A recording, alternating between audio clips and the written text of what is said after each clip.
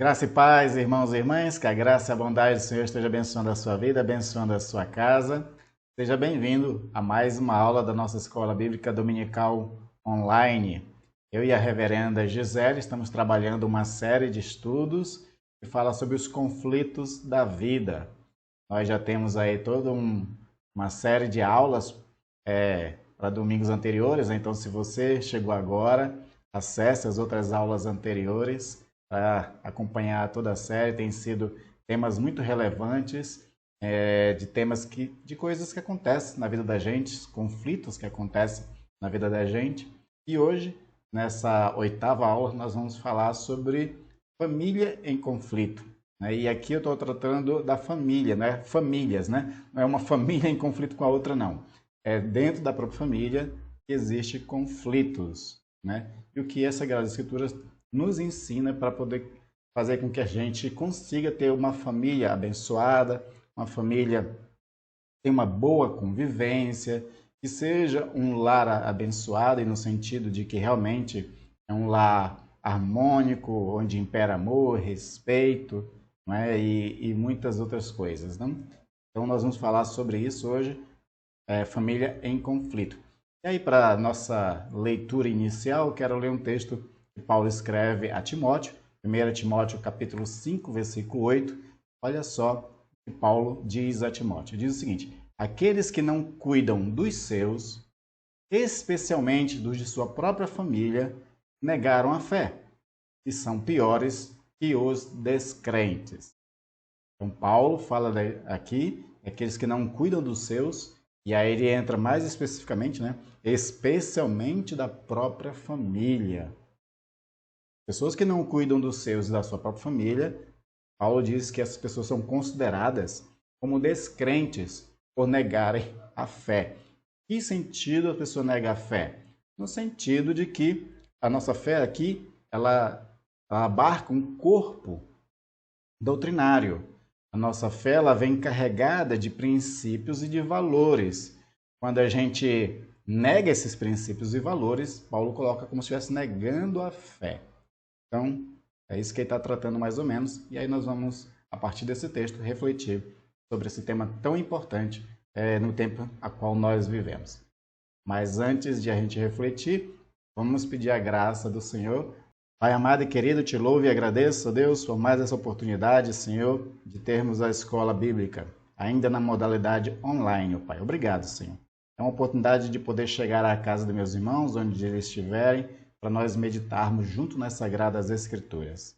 E hoje nós vamos tratar, assim como outros temas foram muito relevantes, nós vamos falar de um tema muito caro, precioso a cada um de nós, que é sobre as nossas famílias, e família que acaba vivendo em conflito. Nosso desejo, nosso coração, Senhor, é que nossas famílias sejam abençoadas. Então, que a Tua Sagrada Escritura nos mostre caminhos, soluções para termos essa família abençoada. Que o Espírito trabalhe esses textos nos nossos corações, nos clareie, porque a gente tendo, Senhor, uma luz pela palavra, fica mais fácil de a gente trilhar caminhos que conduza a uma família abençoada. Então, eu te peço que tu nos ajude agora, Pai, em nome de Jesus. Amém. Amém. Então, nós vamos tratar do tema família em conflito. Né? E aí eu queria, para iniciar nossa reflexão, entender um pouco o mundo que nós vivemos. Né? E aí, para entender um pouco o mundo que nós vivemos, às vezes a gente pode fazer referência de algumas coisas. Por exemplo, a sociedade e o mundo a qual nós vivemos, ele às vezes é retratado em obras escritas, filmes, né? Às vezes vira pintura. Aquela ideia de que a arte imita a vida, né? A gente geralmente diz que a vida imita a arte, né? Mas não é verdade. A arte é que imita a vida. O artista, o especialista, aquele que olha para a vida e aí ele faz um espelho disso, né? Ele retrata um espelho dessa sociedade, seja em obras escritas como literatura, seja em filmes, né? Seja em pintura, seja em outras formas também. E aí eu queria trazer um livro, né? A história de um livro, só para você ter uma noção de como é que a sociedade é vista por algumas pessoas. Esse livro, né, que virou filme também depois, é chamado Admirável Mundo Novo, do Aldous Huxley. Ele retrata uma sociedade futura, onde nessa sociedade futura não existe o conceito de família. Então, existem as mulheres que elas geram filhos, depois que esses filhos são gerados, eles vão para um grande galpão onde vão ser cuidados por outras pessoas. E ali, ele é assim como se fosse assim um grande campo cheio de crianças, né? Vai estar sendo instruídas pelo um áudio que vai condicionando ela desde pequenininho para que ela pense de certas formas. E é uma sociedade dividida em castas, né? Então, não existe famílias nessa sociedade. As mulheres, por exemplo, e os homens também, são de todos. Então não existe casamentos. As mulheres elas não podem ter relação com um único homem, e nenhum homem tem que ser fiel a uma única mulher, para vocês terem uma ideia, né? Então essa sociedade, para que, né, quem organizou essa sociedade, para que ela seja perfeita, não cria conceito de famílias, não cria conceito de unidades, não cria conceito de individualidades. O que existe é o todo. Então, um serve para todos e todos servem para um. É assim que funciona. E o autor desse livro ele se inspira numa obra muito mais antiga, que é o do Platão. Escreveu A República, eu acho que é uma das obras mais conhecidas do Platão, é um clássico da literatura universal, A República. E na República existe essa mesma ideia de uma sociedade dividida em castas, onde algumas pessoas elas vão trabalhar nos campos, elas vão ser mais braçais, vão ser operárias, digamos assim. Acima dessas pessoas serão aquelas que serão as mais fortes, que serão os soldados. E acima dos soldados terá os chefes, aqueles organizadores, gestores, né? Então, eles não dão educação para os que são operários, porque eles vão trabalhar só braçalmente. Para aqueles que são os soldados, eles vão dar treinamento físico somente para as pessoas se preparar, né, para guerra, para batalhas, essas coisas. E somente os pensantes mesmo que estudam são os chefes, os gestores que estão no topo da cadeia. E ali também não faz-se distinção entre homem e mulher, no sentido assim, eles misturam, então vai estar entre os operários homens e mulheres, entre os soldados homens e mulheres, e entre a casta geralmente os mais pensantes, seja homens e mulheres. E da mesma forma também, né, não constitui-se família, ou seja, as mulheres têm filhos, elas cuidam do filho até uma certa idade, depois elas entregam para a sociedade, para aqueles que organizam a sociedade, colocar essas crianças no lugar certo dentro dessa divisão de castas. Então, eu trouxe aqui uma fala do próprio livro do Platão para você entender isso. Que diz o seguinte, que estas mulheres, todas serão comuns a todos esses homens, e nenhuma coabitará em particular com nenhum deles, né? Ou seja, de ser fiel a somente um, né? E, por sua vez, os filhos serão comuns, e nem os pais saberão quem são seus próprios filhos, e nem os filhos os pais. Então, isso aqui é um resumo muito excelente do livro inteiro, que fala dessa questão dessa república, né, dessa sociedade organizada. Por que eu estou trazendo a história do Admirável Mundo Novo e dessa obra do Platão? Porque essas pessoas, elas idealizam uma sociedade onde não pensa mais os valores da família e do casamento. Eles acham que uma sociedade perfeita seria não haver famílias. É interessante que isso era utópico, isso era obra literária, né? Mas quando a gente chega nos nossos dias, a gente vai percebendo que apesar de que ainda exista casamento, apesar de que ainda exista famílias, mas os valores e os princípios da família e do casamento estão se desfacelando. Eles estão perdendo, não é, a sua solidez, a sua concretude. Hoje é muito fácil dissolver esse casamento. Então, por exemplo, existe uma estatística que se adequa ao Brasil, por exemplo, mas ela é mundial, de que de cada 10 casamentos, 6 se divorciam. E isso nos primeiros 2 anos de casamento. Então, De 10 pessoas 10 casais que se casam, 6 se separam. Por que está tão fácil separar? Justamente porque os valores sobre casamento, sobre família, mudaram bastante. Né? Esses pensamentos estão se coadunando com isso que o livro e o Platão falam, né? De uma sociedade cada vez onde não está mais presente essa questão do conceito do que é família. Então, hoje família, o conceito família, ele não está mais nem bem definido mais, para você ter uma ideia. Né? Existe muitas formas de ser família hoje. E forma de ser família acatado pela justiça. Então, existem questões legais hoje que as famílias podem ser de forma diferente. Onde as pessoas que pensam diferente de família possam viver essa forma diferente de família debaixo da lei. Então, para você ver como as coisas estão caminhando. Então, parece que essa história, né, tanto do Platão quanto do Admirável Mundo Novo, parece que é uma visão de um futuro. Um futuro que foi profetizado até pelo próprio Paulo. Paulo fala na sua carta também a Timóteo que nos últimos tempos as pessoas também não dariam valor ao casamento. E o casamento também seria uma coisa que para muitas pessoas seria ultrapassada. Né? A família seria uma questão ultrapassada. E isso é um problema muito sério, onde os vínculos começam a se desfazer por conta dessa forma diferenciada de se pensar a família. Mas nós cristãos, apesar de que a gente acompanha a evolução do pensamento de muitas coisas, algumas coisas, né, nós temos que atentar para o que as Sagradas Escrituras diz. Por quê? Porque foi o próprio Deus que decidiu criar a família. Deus criou Adão e Eva, macho e fêmea, o texto está muito claro nessa questão, para que eles se unissem, fossem uma só carne, e Deus ordena que eles se multipliquem para constituir famílias. E todas as promessas que Deus começa a fazer da redenção, começa com famílias também. Quando Deus escolhe Abraão, diz que da descendência dele, né, o Senhor ia abençoar todas as famílias da terra. Então, a família é uma bênção divina.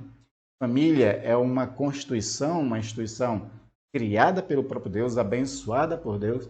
Então, nós temos que atentar para a realidade disso, para que a gente valorize a família, tenha em alto conta a família, cuide da família e cuide principalmente, né, de preservar valores e princípios que constituem uma família. Então, isso é muito importante. É um tema muito nevrálgico, né, hoje em dia, porque existe muita discussão sobre essas questões de família, mas nós vamos pensar aqui como cristãos. Né? Vamos pensar como cristãos, tendo, claro, uma clareza muito grande de que a ideia de uma família perfeita, né, do que seria uma família perfeita, essa ideia ela é uma construção muito recente, porque nem na própria Sagradas Escrituras nós vemos uma família perfeita.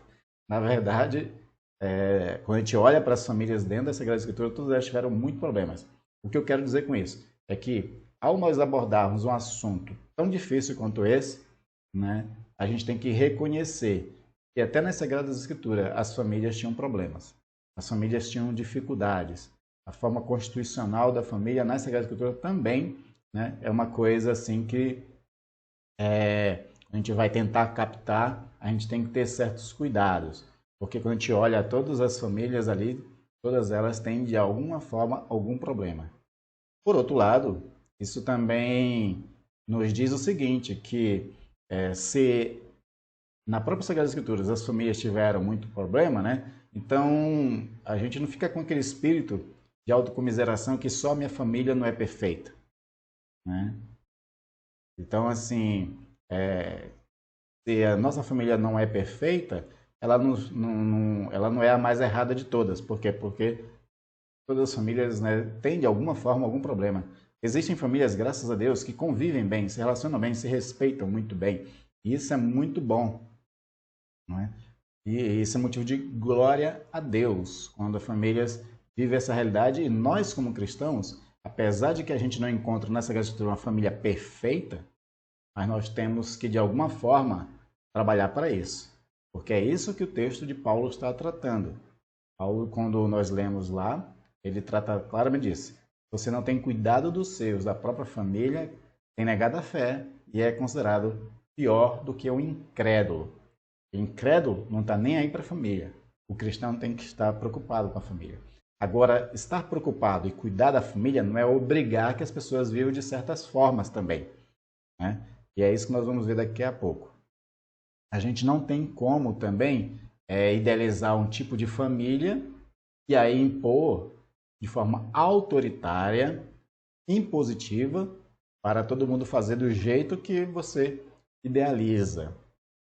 E aí nós temos que atentar o que a gente pode de fato fazer para que a nossa família seja abençoada, haja amor, haja respeito, haja harmonia, né, dentro da família, diante daquilo que as Sagradas Escrituras nos diz. E é isso que é o propósito dessa lição. Nós entendermos o que a gente pode fazer e cuidar para que a gente possa fazer, né? Mas antes de a gente já trabalhar diretamente o que a gente pode fazer, vamos entender os conflitos, né? Vamos entender a origem desses conflitos. Por que as famílias têm conflitos? Antes de a gente tentar tratar, a gente tem que entender a origem, porque se a gente não tratar da origem, das raízes dos problemas, a gente não consegue resolver, não consegue fazer com que a família também seja uma família tão abençoada assim. Então, nós colocamos aqui, baseado nas lições, 4 origens dos conflitos. Eu estou pegando aqui algumas coisas do Gary Collins, que é um grande conselheiro para casais, bíblico e tudo mais. Então, ele coloca essas 4 origens dos conflitos. Ele fala primeiro, né, que muitos problemas, muitos conflitos dentro da família acontecem por falta de habilidade para tratar com as pessoas e vencer dificuldades. Essa falta de habilidade ela é muito visível hoje em dia, porque muitas pessoas começam a constituir família, casa, vai ter filhos, às vezes com muita imaturidade ainda. Imaturidade emocional, imaturidade no trato. As pessoas elas são cheias de vícios pessoais, né? Ela tem problemas de personalidade, às vezes, egocentrismo, narcisismo, inveja e uma série de outras coisas que pessoas estão eivadas de problemas. Nós somos pessoas falhas. E nessa nossa falibilidade, às vezes falta o trato, falta a habilidade de conversar com as pessoas e saber resolver ali um conflito que acabou de acontecer, um desentendimento, uma conversa, por exemplo, você vai faz uma refeição com a família, alguém puxa um assunto, de repente outro discorda e começa a ter uma divergência de conversa, e aí falta habilidade nessa questão de tratar ali o problema para que todos se levantem da mesa em paz. Falta muito dessa habilidade, principalmente na nossa sociedade de hoje, nas gerações de hoje, em que muitas pessoas estão muito despreparadas. Existe um boom de crescimento, de buscas aí, de cursos, de treinamento na área de inteligência emocional, justamente porque as pessoas se percebem que elas não são tão inteligentes emocionalmente. Às vezes ela tem até uma boa inteligência de razão, lógica, né? Inteligência lógica, matemática, é boa para negócio, é boa em um monte de coisa, mas ela não tem habilidade emocional, ela não sabe lidar com seus próprios sentimentos. É aquilo que o texto lá de Provérbios fala, né? O homem que não domina a si mesmo é pior do que uma cidade derrubada, com muros derrubados. No sentido de que uma cidade com muros derrubados, ela fica muito frágil para ataques externos. Quem não tem habilidade emocional, inteligência emocional, é uma pessoa que ela é frágil para os ataques externos, para as ameaças externas, para os gatilhos, né? Então ela perde o controle facilmente por falta dessa habilidade, que é a inteligência emocional, saber lidar com suas próprias emoções e ter domínio de si, né? Segunda coisa que o Gary Collins coloca como origem dos conflitos é a falta de compromisso com a família. E aqui vai bem na veia daquilo que Paulo está criticando, né? Tem muitas pessoas que elas têm sonhos pessoais, projetos pessoais, pessoa que ela visa muito o seu próprio interesse. Então ela vai trabalhar, ela vai estudar primeiro, depois vai trabalhar, vai fazer um monte de coisa e vai largando a família. Ela não se preocupa com os problemas que acontecem na família. É aquela pessoa que ela passa 16 horas da sua vida fora de casa, estudando e trabalhando. Ainda mais numa sociedade como nós vivemos hoje, onde as pessoas às vezes precisam de 2 empregos para conseguir se sustentar. Uma pessoa passa muito tempo fora, cuidando dos seus próprios interesses, cuidando do seu próprio crescimento profissional, né, principalmente, né? E acaba que vai deixando os compromissos da família, os interesses da família e principalmente ela falta com a sua responsabilidade enquanto membro da família. Porque, como nós vamos ver já já, né? Cada pessoa tem um papel dentro da sua casa. E aí, quando a pessoa não cumpre o seu papel, ela está faltando com compromisso, com a sua responsabilidade no seu papel, né, no seu ofício dentro da família. E a terceira coisa que o Gary Collins coloca, né, ou seja, a origem dos conflitos também se dá porque as pessoas têm papéis mal definidos dentro da sua própria casa e na sua própria família. Né? O John Stott aí trabalha muito essa questão dos papéis. Né? O pai e marido têm um papel. Na verdade, sim, o pai tem seu papel quanto aos filhos. O marido tem o seu papel quanto à sua esposa. Né? A esposa tem o seu papel enquanto esposa do marido. Ela, enquanto mãe, também tem o seu papel diante dos filhos. E os filhos têm o seu papel enquanto filhos em relação aos pais e entre relação de irmãos e irmãs. Né? Então, cada um tem o seu papel. E isso internamente, dentro da família. E fora os papéis que a gente assume fora. Né? O pai e a mãe, eles podem ser profissionais em alguma área, né, de trabalho, que aí é mais um papel que se adiciona. Mas tratando da família em especial, às vezes esses papéis estão mal definidos e aí um atropela o outro, por exemplo. Principalmente hoje em dia. Hoje em dia nós vemos muito e as escolas acabam tendo muito problema com isso porque muitas crianças, a criança que eu falo aqui é pré-adolescente e adolescente, né? Principalmente pré-adolescente e adolescentes. Essas pessoas parece que elas assumiram um papel de chefe da casa, onde os seus interesses imaturos são mais conquistados do que a autoridade dos seus pais. Aí eles levam para a escola, né, essa ideia de um pequeno reizinho da casa, leva para a escola e lá na escola desobedece professores, desobedece colegas de classe, né, não tem respeito a colegas de classe, desobedece as autoridades ali da escola, por conta dos papéis mal definidos. Tem que se deixar muito bem claro qual é o papel de cada um e um respeitar o outro no seu papel. Quando você cumpre muito bem o seu papel, você não está faltando com o seu compromisso dentro da família. E aí você não vai ser cobrado justamente por aquilo que você não está fazendo corretamente. Você faz bem, justamente você está dando, né, para você um reforço da sua autoridade e do seu papel também. Então isso tem que estar muito claro, né?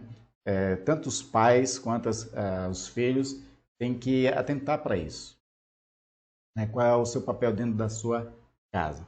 E quarto e último aí da origem dos conflitos que o Gary Collins coloca é a falta de estabilidade socioemocional, que é aquilo que eu tratei ainda no ponto primeiro, né? A falta de estabilidade socioemocional é muito importante porque as pessoas são muito instáveis hoje em dia. E às vezes, ela tem um grande problema de relacionamento com os outros. Ela cria conflitos, discute às vezes por bobagem.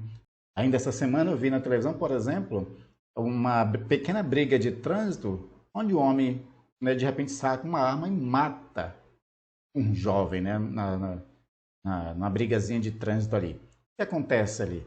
É uma falta de estabilidade socioemocional. E a gente leva também para dentro das nossas famílias essa falta, né, de estabilidade socioemocional. A gente não sabe se relacionar uns com os outros. A gente está sempre ou atacando ou sempre se defendendo. E essa postura de estar sempre se defendendo, ela é ruim. Ela é ruim porque quando você está sempre num estado de defesa, você também está sempre armado. Porque alguns, né, até chegam à conclusão de que a melhor defesa é o ataque. Então, você, dentro dos conflitos dentro da família, dentro dos desacordos que tem dentro da família, você ataca bastante. com palavras, né? Principalmente muitas palavras são ditas, coisas que a gente não deveria dizer em certos momentos, né? Quando a gente está com sequestro emocional, né? O sequestro emocional é justamente esse momento assim que a razão parece que foge da gente e o que toma conta é as emoções, né? E aí, por conta da razão ter sido sequestrada, as emoções fazem o que quiserem, e aí se for de raiva, se for de ódio, se for de rancor, de ressentimento, de mágoa, de um monte de coisa que toma em conta ali, pode fazer um grande estrago através da fala. E às vezes extrapola a fala, às vezes vai para a briga de fato. O tempo da pandemia estressou muitas pessoas, as pessoas ficaram muito ansiosas, e por falta de uma estabilidade socioemocional, houve muita violência doméstica no tempo da pandemia, muita mesmo. Já era alta, na época da pandemia aumentou exorbitantemente. Então nós temos que ter muito cuidado com essa falta de estabilidade socioemocional.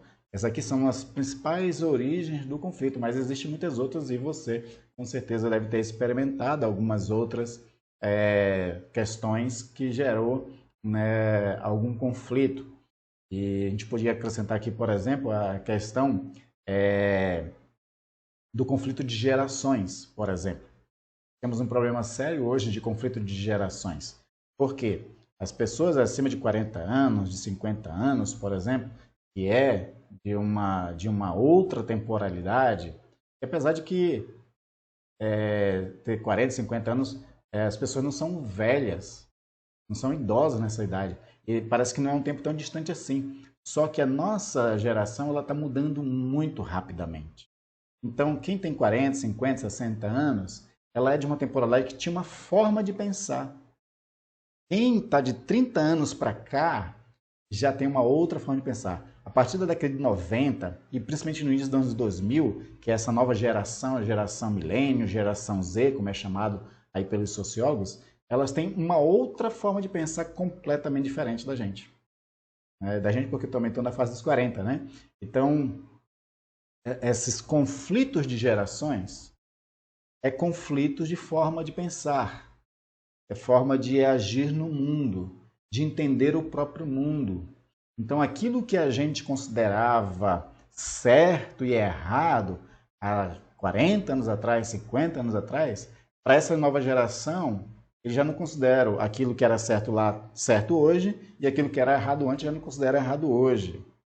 E fora essa geração de conflitos, ainda tem mais uma outra agravante, que é a guerra de discursos, que nós temos, que chama de guerra de narrativas, na verdade, né? Essas guerras de narrativas está sendo um problema muito sério. Por quê? Existe hoje filosofias que é chamado aí de pós-verdade, em que essa questão da verdade é uma questão de conveniência. Então, por exemplo, as novas gerações ela já está vivendo dentro dessa realidade da tal da pós-verdade, onde ela diz assim, a tua verdade não é minha verdade, porque as verdades não são absolutas para todo mundo. É isso que a filosofia da pós-verdade está defendendo hoje, de que as verdades não são absolutas. Então, o que é verdade para uma pessoa não é para outra, porque a verdade agora ela ficou no campo da conveniência. Ou seja, aquilo que é conveniente, para mim é verdade. O que não é conveniente para mim, não é verdade. Nós vemos isso muito, por exemplo, só a título de exemplo, né? Na política. Na política nós vemos agora muito essa questão do que é fake news, o que não é fake news, e as redes sociais fazendo peneira do que é fake news e canais de televisão e mídia, né? Tendo que descobrir se aquilo é verdade ou se é mentira. Né? Por quê? Porque as pessoas vão construindo coisas, verdades para si mesmo, postando, né? E aí quem mais usa isso são os políticos, né? Políticos, ele resolve dizer alguma coisa do seu adversário lá, que é uma verdade conveniente para si, mas às vezes nem é baseada em fatos. E eu estou dando isso só a título de exemplo, mas isso também acontece nas relações familiares. Então, o jovem de 16, 17 anos hoje chega para os pais e não aceita mais certos conselhos, certas coisas. Por quê? Porque para ele o mundo mudou, né? É uma nova geração pensando de forma diferente e ainda por cima com essas verdades relativas, né? Então, isso tudo também está dentro da origem dos conflitos. E aí é difícil nós lidarmos com isso. Mas há soluções, né? Há soluções para isso. Mas antes de a gente ainda abordar o que a Bíblia fala para nós sobre essas soluções, eu gostaria de lembrar aqui dois casos de desventuras familiares, né? Para a gente ter uma ideia do prejuízo que é a gente não lutar pela família e a gente não orar, a gente não trabalhar em prol das nossas famílias, né? Para que tenha uma família ali, né? Que conviva de uma forma abençoada, harmônica, amorosa e respeitosa, né? Esses dois exemplos são bem emblemáticos. O primeiro deles é a casa de Eli. Eli era um sumo sacerdote, na época ali do profeta Samuel. A gente vai encontrar isso ali nos primeiros textos, né, de 1 Samuel. Então ele era um sumo sacerdote, só que ele, como um sumo sacerdote, uma autoridade religiosa, um homem que deveria ensinar as sagradas escrituras não só para a família inteira, mas principalmente para os da sua casa, né? Mas ele não fez um trabalho de cuidado para com a família. Então os filhos de Eli faziam o que queriam, né? Profanavam as coisas sagradas do templo, viviam de forma promíscua totalmente, envergonhavam o nome do pai, né, diante de toda a sociedade e também maculava o próprio sacerdócio, porque ele, como sumo sacerdote, os filhos também eram sacerdotes. Então era uma casa muito bagunçada, moralmente falando. Era uma casa imoral. E o texto tem um agravante de dizer que o Eli, sacerdote, ele não corrigia os filhos. Ou seja, ele via tudo que os filhos faziam, mas não corrigiu. Ele chegava a comentar com os filhos, mas sem impor uma disciplina ou fazer alguma correção, qualquer coisa desse tipo assim. A tragédia que aconteceu na casa de Eli, do sacerdote, foi que Deus resolveu eliminar toda aquela casa. Então, veio a tragédia sobre a família de Eli de forma total que exterminou toda a casa. O próprio Eli, quando ele soube, né, ele recebeu a notícia do que tinha acontecido com os filhos dele, ele mesmo cai para trás, bate a cabeça e morre.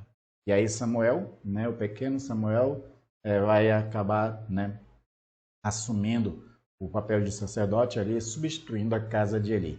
Essa foi uma grande tragédia que aconteceu, né? É uma desventura familiar, onde houve conflitos e nunca se resolveram. Outra tragédia que aconteceu foi na casa de Davi. Davi, como nós sabemos, ele era um grande guerreiro, era músico, era um homem segundo o coração de Deus, mas ele também era muito mulherengo, né? Ele teve várias mulheres, vários filhos. Possivelmente ele não cuidou bem desses seus filhos, no sentido de educar, mostrar o caminho, todas as coisas que deveria. Então esses filhos também fizeram muita coisa errada, não é? Até como consequência dos seus próprios erros. Davi, quando ele cometeu aquele grave erro, né, de deitar com Batseba e depois conspirar para a morte do marido dela, aquela coisa toda, veio sobre a vida do Davi consequências graves. Eu mesmo disse que ia haver consequências graves a respeito desse erro, um grande erro que ele cometeu. E as consequências graves aconteceram realmente, né? Aconteceu incesto dentro da família, onde um irmão, né, trama para deitar com a própria irmã e depois ainda por cima a rejeita, envergonhando ela, né, para todo mundo, né? Teve casos, por exemplo, do Absalão, um dos filhos que conspirou contra o pai, né? Conspirou para derrubar o reinado do pai. E de fato ele chegou até a governar mesmo, Absalão. Ele tramou com várias pessoas, conseguiu apoio. E aí Davi, para não morrer, teve que fugir, né, do próprio filho, né? Depois o Absalão acaba morrendo numa batalha. E aí você tem depois, antes da morte de Davi, um outro filho indo contra a vontade do pai e assumindo o reinado, né, contrariando o desejo do próprio Davi, que queria que fosse Salomão rei, né? E aí você conhece toda a história, né, de que Davi, já muito velho, muito cansado, doente, ele teve que assim mesmo fazer uma cerimônia de posse de Salomão, e aí Salomão vai perseguir, né, o próprio irmão. Então, é uma outra casa onde houve desventuras familiares por conta da falta de educação, de correção, de disciplina, né, de ter mais cuidado. Davi foi um grande rei, né, então ele fez um bem para o reino, mas não fez um bem para a sua própria casa. Eli talvez tenha sido um excelente sacerdote, o texto não aborda muito essa questão, mas possivelmente ele foi um bom sumo sacerdote, em coisas da religião em si, mas foi um péssimo pai, né, e teve uma casa que levou à sua própria destruição. Então, de fato, como Paulo diz a Timóteo, aqueles que não cuidam dos seus, da sua própria família, né, é como se tivesse negado a fé e acaba também sendo pior do que o descrente.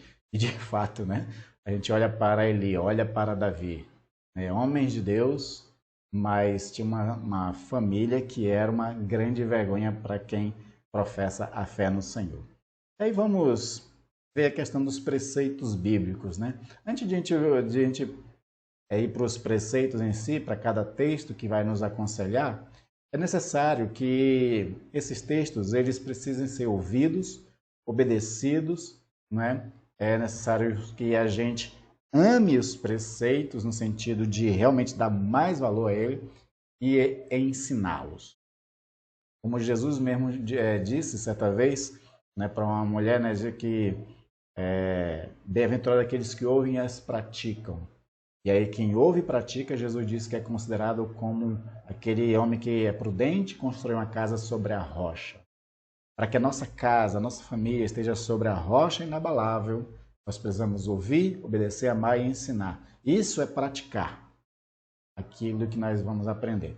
Então, para nós começarmos a refletir sobre essas escrituras, o que nós podemos fazer, vamos colocar aqui como se fosse uma forma de receita. Eu não acredito muito em questão de receita, mas essa é para ajudar na nossa linguagem, né? Então, é como se fosse uma receita, né, para que a gente pudesse fazer nossa família ser abençoada. Então, em forma de linguagem, vamos colocar aqui. Né? Primeiro ponto é a gente tem uma dose generosa de amor. Primeira receita para uma família abençoada, para resolver os conflitos dentro da família, a gente tem uma dose generosa de amor. E aí, baseado nesse texto de Colossenses 3,14, que diz: acima de tudo, revistam-se do amor que une todos nós em perfeita harmonia. Nós precisamos nos revestir do amor de forma generosa, né? Para quê? Porque o amor é que nos une, né, de forma perfeita. Ela faz com que haja harmonia. O amor é o ingrediente essencial de uma família feliz. É impossível exagerar nesse ingrediente, né? Ou seja, quanto mais amor colocar, melhor. E quando fala de amor, que fala de um amor baseado em outras coisas que nós vamos ver. Não é um amor só pelo amor. Né? Não é um amor indulgente. Não é um amor assim que passa a mão na cabeça. Não é um amor que aceita qualquer coisa. Não. É o amor equilibrado. É o amor bíblico. É o amor bíblico. Deus, ele nos ama. E, no entanto, o texto sagrado diz que o Senhor disciplina aqueles a quem ele ama, né, e corrige os filhos a quem quer bem. E aí tem mais. O apóstolo João chega a dizer que aquele que não estão sob disciplina de um Deus Pai amoroso não pode ser considerado filho. Porque se Deus nos ama como um grande Pai que ele é, ele nos corrige para que a gente não se perca. Isso que o apóstolo João diz na sua epístola, né? Para que a gente não se perca, esse Deus que nos ama, esse Deus que é Pai, ele nos corrige para que a gente não se perca. Se a gente não quer ver membros da nossa família se perdendo, a gente ama, mas também com disciplina, né? Então é isso que o texto está querendo colocar para nós. Então, quanto mais amor, melhor. Todos da família precisam dar e receber amor. Todos, né, precisam dar e receber amor. Segunda coisa, para que a gente tenha, né, uma família abençoada, não pode haver egoísmos. A gente tem que trabalhar a questão do egoísmo. Então, baseado em Filipenses 2,4, que diz: não procure apenas os próprios interesses, mas preocupem-se também com os interesses alheios. Lembra lá de uma das origens dos conflitos, que é a falta de compromisso dentro da família. Pessoas que não têm compromisso com a família é aquela pessoa que só tem interesse pessoal. E o texto de Filipenses nos recomenda: não procure apenas os próprios interesses, mas preocupem-se também com os interesses alheios, os interesses dos outros membros da família. Né? Que as coisas não sejam só para mim, venha né, o reino, né, e aí deixa, seja feita a tua vontade para outro momento. Não, não.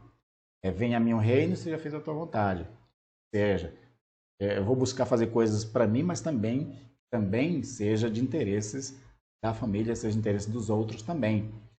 E em alguns momentos a gente tem que, às vezes, até ceder, porque a gente não pode só querer as coisas só para nós. Né? Eu gosto de uma ilustração que é dada pelo Steve Covey. Ele trabalha da questão do banco das emoções ou do banco, né? Da conta bancária, digamos assim, das relações. Ele diz o seguinte: a conta bancária, né, conta bancária de banco mesmo, é o que é? É aquele lugar onde você deposita dinheiro e quando precisa você vai e saca. Quanto mais dinheiro você vai depositando, mais você pode sacar. Se você deposita um valor alto e saca um valor menor, você fica com saldo. Por outro lado, quando você deposita um certo valor e aí você está precisando de muito mais dinheiro e saca, aí você fica com saldo negativo, você fica devendo para o banco. Então o Steve Covey pega esse exemplo para falar das relações, né, e das emoções que a gente vai tendo nas relações com os outros. Então ele diz o seguinte: nossas relações é como se fosse um banco. Quando a gente deposita amor, respeito, confiança e faz coisas em prol dos outros, é como se estivesse depositando. Aí de vez em quando a gente pega um favor. Né? Se a gente deposita mais coisas em prol dos outros, a gente fica com um bom saldo. E assim, quando a gente vai lá, a gente pode sacar alguma coisa. Mas se a gente faz poucos favores pelos outros, a gente faz pouca coisa boa pelos outros, e quer muito das pessoas que façam muito mais coisa por nós, a gente fica com um saldo negativo com ela. Tem uma hora que a gente não tem saldo nenhum com essa pessoa, não tem mais limite nenhum, a gente não pode exigir mais nada das pessoas, e elas mesmo ficam cansadas da gente, porque a gente só explora elas. Porque isso está baseado em relações egoístas. A gente tem que trabalhar para que a gente não seja egoísta, para que a gente tenha saldos positivos com os outros e a gente fazer muito mais. Por isso que o texto bíblico diz: melhor dar do que receber. Porque quanto mais damos, né, mais saldo positivo nós temos com os outros. Respeito, amor, admiração, né, e um monte de outras coisas. Vem como benefício de a gente ajudar mais as pessoas e buscar os interesses delas. Né? Então esse o egoísmo é um ingrediente que estraga a receita familiar. Na família egoísta, cada um cuida de si mesmo. E na família feliz, todos cuidam de todos. Essa que é a ideia. Né? Terceira coisa, na nossa receita aqui, tenha uma pitada de disciplina. Lembra que eu falei, né, no primeiro ponto, que é o amor, mas o amor de Deus também tem disciplina para que a pessoa não se perca. Né? Então, baseado em Provérbios 29:15, que diz o seguinte: a criança que é corrigida se torna sábia, mas o filho indisciplinado envergonha a mãe. Isso aqui é uma sabedoria bíblica, gente. Sagradas Escrituras. Texto, sabedoria milenar. Está dizendo para nós: a criança que é corrigida se torna sábia, mas o filho indisciplinado envergonha sua mãe. E aí nós vamos ver daqui a pouco que essa correção no filho, né, ela também tem um grau de correção, porque também não é espancar, e nós já vamos falar sobre isso. Mas o ponto que coloca para nós é a importância da disciplina, é a importância da correção. Paulo diz que toda a Sagrada Escritura ela é inspirada para corrigir, para disciplinar, para exortar, né, e conceder ao povo de Deus, né, que ele seja apto e prático na justiça, né, que saiba praticar a justiça. Então, a Sagrada Escritura também tem essa função de disciplinar, de corrigir, de exortar, né, de admoestar. Paulo fala muito da questão de admoestar uns aos outros com amor. Né? Então, a disciplina ela faz parte da educação. E o texto, principalmente, está trabalhando mais com a questão dos filhos, né? Porque as crianças ainda são seres muito imaturos. Eles mesmo não sabem querem para a vida deles, e às vezes o que eles querem não é o que é bom para eles. Então é necessário que os pais eduquem, pais instruam, que os pais aconselhem seus filhos. E quando eles fazem coisa errada, é necessário haver alguma correção. E aí você, na sabedoria que você vai adquirir da parte de Deus, em oração, pedindo do Senhor, você vai fazer a correção da forma correta e no grau correto, né? Então, por exemplo, tem pessoas que têm correção à vara mesmo, como o próprio Provérbios fala, da questão de não reter a vara, né? Para não aborrecer o filho, no sentido, né? Porque se a gente retém a vara, não disciplina, ele vai continuar fazendo cada vez mais coisa mais errada. E tem pessoas que não gostam de disciplinar o filho com vara, né? Que é a expressão bíblica, mas pode disciplinar. Eles colocando de castigo, tirando dele alguma coisa que ele gosta muito, como um videogame, qualquer coisa por um tempo.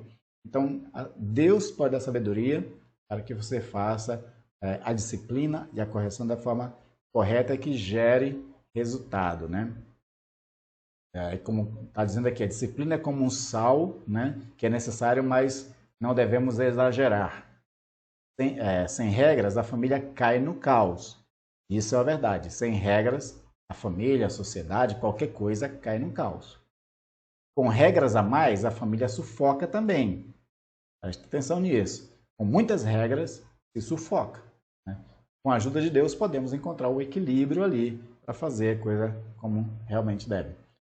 Quarta coisa, ou a D, né? Nós temos que ter uma medida de obediência.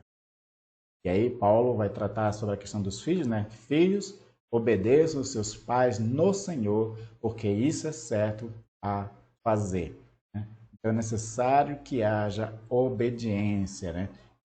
Fazer com que dentro da sua casa haja obediência e respeito. Geralmente a obediência ela caminha junto com o respeito. Sem o respeito, sem conquistar o respeito, fica muito mais fácil, fica muito mais difícil, na verdade, sem o respeito, de conseguir obediência. Porque uma forma errada de tentar conseguir obediência é através do medo, né? O medo é o pior, porque a pessoa pode obedecer naquela hora, mas se revolta.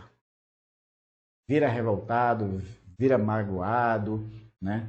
E geralmente a forma de impor medo sempre é a pior possível, né? Então, o ideal é que se obedeça por respeito e por amor, como o próprio Deus. Deus, ele quer que nós venhamos a obedecê-los por amá-lo, não por ter medo dele. A gente não tem que ter medo de Deus, de ir para o inferno, qualquer coisa, porque, na verdade, isso mostra o quanto a gente não está aperfeiçoado em amor. Quando a gente tem medo do inferno, não quer ir para o inferno e obedece a Deus porque a gente não quer ir para o inferno, isso a gente não está aperfeiçoado no amor. E João, na sua epístola, fala sobre isso, né? Aquele que teme não está aperfeiçoado no amor. Porque o amor, né, o perfeito amor, lança fora os medos. Então, essa questão entre Deus e cada um de nós, a qual ele quer mais que nós o amemos, né? Que a obediência vem através do amor, assim também tem que ser pensado dentro da família. Quando a gente coloca uma dose de amor e trata com amor, né? Cuida com amor os membros da família, isso gera respeito e aí gera, consequentemente, obediência. E é uma coisa que também a gente pode buscar da parte de Deus sabedoria para isso. O Tiago, eu gosto de citar muito esse texto de Tiago, ele diz o seguinte: se tem falta de sabedoria, peça a Deus. Ele dá sabedoria sem medidas, sem lançar em rosto, sem cobrar nada. Deus dá sabedoria. Então, tenha sabedoria para conquistar o respeito e o amor da sua casa, para que a obediência de filhos aos pais seja através dessa via. Seja através dessa via. Então, o texto aqui do Gary Collins fala o seguinte: os filhos geralmente não gostam, mas a obediência é ótimo para a saúde. Que aí tem a questão do versículo, né? O versículo na sequência de Efésios 6:1 diz assim, que é o primeiro mandamento que tem promessa junto. Quando diz, filho, obedeça aos seus pais, pois isso é certo a fazer, diz também que esse é o primeiro mandamento que tem promessa de vida longa sobre a terra. Então, por isso que eu estou até dizendo aqui que os filhos geralmente não gostam, mas a obediência é ótima para a saúde, porque A Bíblia diz que quem honra o pai, os pais, né, tem vida longa. Isso quer dizer saúde, seja cuidado da parte de Deus, né? A sabedoria dos pais ajuda os filhos a evitar muito sofrimento, de fato, né? Quando existe obediência e os pais com sabedoria ajudam os seus filhos, eles evitam de sofrer bastante, né? A letra E, né, fala sobre a medida da sabedoria. Aquilo que eu acabei de falar, né, de Tiago, né? Se falta sabedoria, peça a Deus que Ele dá. Mas também Paulo diz em Efésios 6,4 o seguinte, ó, pais, não irritem seus filhos, antes crie-os segundo a instrução e o conselho do Senhor. Essa questão que é muito interessante quando Paulo traz pais não irritem seus filhos, é a questão justamente de a gente não impor um tipo de disciplina que, em vez de conquistar o amor, o respeito, né, e ajude a criança, é aquele tipo de disciplina que o irrita somente, que torna ele uma criança revoltada. Quantas crianças já não fugiram de casas, né, fugindo dos seus pais, porque os seus pais não tinham sabedoria nenhuma, eram pessoas irritantes, irritadiças, violentas. E aí teve hora que os próprios filhos não pensaram duas vezes e saíram, abandonaram suas famílias. Quantas crianças de rua não existem, né, hoje em dia? Ou quantas crianças não viraram... hoje em dia não se usa mais a expressão delinquentes, né? Dizem de crianças com problemas com a lei, né? Então, quantas crianças não têm problema com a lei hoje em dia? Porque abandonaram suas casas, na verdade, assim, né, usando a expressão dos negócios, os filhos demitiram os pais. Só que aí, como os pais não podem sair de casa, elas saíram de casa, né? Por conta de pais que irritavam seus filhos, né? Por uma educação errada, por uma violência, né, que existia dentro de casa, por falta de amor, falta de cuidado, falta, né, os pais não, esses pais provavelmente, onde os filhos fogem, são aqueles pais que não assumem seus compromissos, seus papéis, né, dentro de casa da forma correta. Então acontece muito isso. E aí nós temos que ter muita sabedoria, principalmente para as crianças de hoje, que as crianças de hoje são cada vez mais inteligentes. E essas crianças de hoje, elas questionam muita coisa. Então, quando elas veem incoerência ou violência, qualquer coisa, elas se revoltam, né? Se revoltam. E é disso que o apóstolo Paulo está dizendo. E aí, nós temos que criar segundo a instrução e o conselho do Senhor, que geralmente é uma instrução em amor, com sabedoria, né? Segundo os preceitos bíblicos. Provérbios fala muito, né? Essa questão de como a gente pode educar os filhos, como instruí-los, essas coisas todas, né? E aí, para encerrar esse ponto, diz o seguinte, ó, os pais precisam dar o exemplo, vivendo de maneira correta e agindo com sabedoria perante os filhos. Já todo mundo sabe que o melhor ensino é pelo exemplo, né? O exemplo faz com que haja coerência, quando é um bom exemplo. Quando é um mau exemplo, existe incoerência entre o que se ensina, o que se exige e o que se pratica. E dentro da incoerência existe confusão. Então, a gente tem que evitar as confusões, dando bons exemplos, ensinando boas coisas, porque existe coerência e fica mais fácil de ser aceito. E, por último, uma dose diária de Bíblia, né, baseado em Deuteronômio 6 a 7, que o Senhor recomenda o seguinte, ó, que todas essas palavras que hoje lhe ordeno, que era a lei, né, estejam em seu coração. Ensine-as com persistência aos seus filhos. Converse sobre elas quando estiver sentado em casa, quando estiver andando pelo caminho, quando se deitar e quando se levantar. Ou seja, dose diária das Sagradas Escrituras. Uma das coisas que a gente precisa resgatar dentro das famílias é a devocional em família ou o culto doméstico, um dos dois, né? É aquele momento onde a família se reúne ao redor da Bíblia e estuda uma porção e ensina a partir daquela porção, né, para que a gente cresça no conhecimento das Sagradas Escrituras e na educação pelas Sagradas Escrituras. Nós precisamos resgatar a devocional em família, culto doméstico, o ensino dos pais aos filhos.